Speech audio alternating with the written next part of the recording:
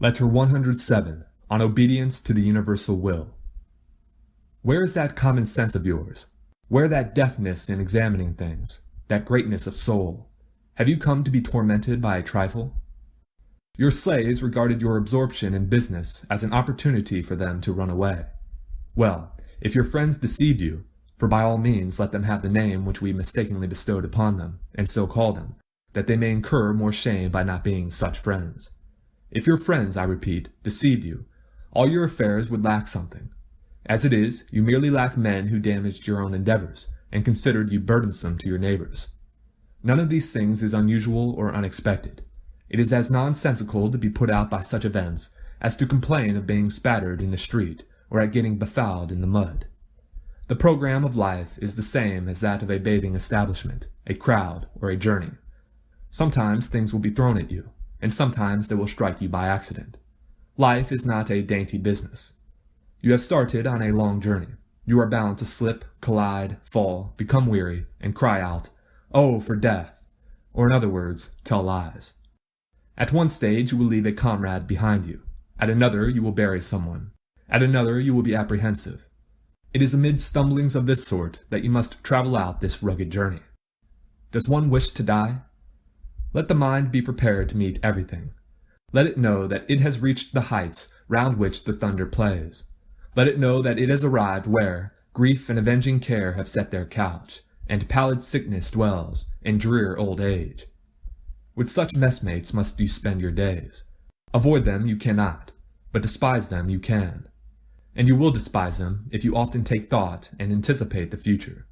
Everyone approaches courageously a danger which he has prepared himself to meet long before, and withstands even hardships if he has previously practiced how to meet them.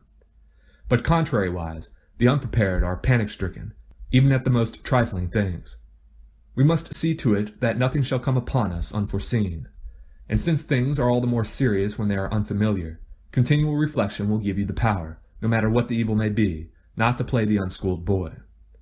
My slaves have run away from me. Yes, other men have been robbed, blackmailed, slain, betrayed, stamped underfoot, attacked by poison or by slander. No matter what trouble you mention, it has happened to many.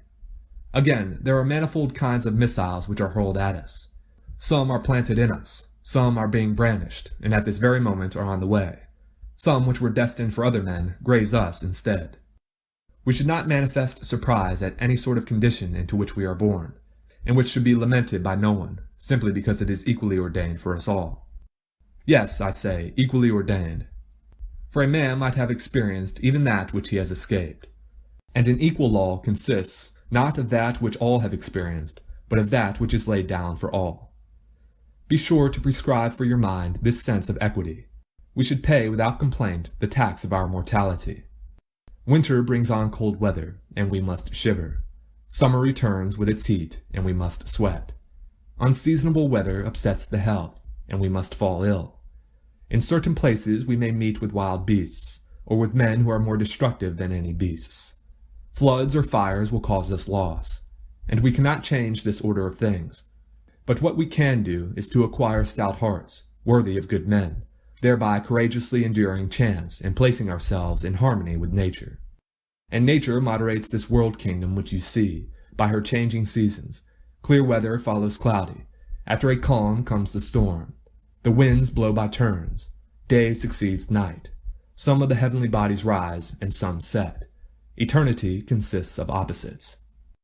It is to this law that our souls must adjust themselves. This they should follow. This they should obey.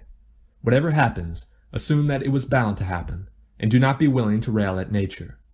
That which you cannot reform, it is best to endure, and to attend uncomplainingly upon the God under whose guidance everything progresses. For it is a bad soldier who grumbles when following his commander. For this reason we should welcome our orders with energy and vigor, nor should we cease to follow the natural course of this most beautiful universe, into which all our future sufferings are woven. Let us address Jupiter, the pilot of this world mass, as did our great Cleanthes in those most eloquent lines which I shall allow myself to render in Latin, after the example of the eloquent Cicero. If you like them, make the most of them. If they displease you, you will understand that I have simply been following the practice of Cicero. Lead me, O master of the lofty heavens, my father, whithersoever thou shalt wish. I shall not falter, but obey with speed. And though I would not, I shall go and suffer, in sin and sorrow, what I might have done in noble virtue. I, the willing soul, fate leaves, but the unwilling drags along. Let us live thus and speak thus. Let fate find us ready and alert.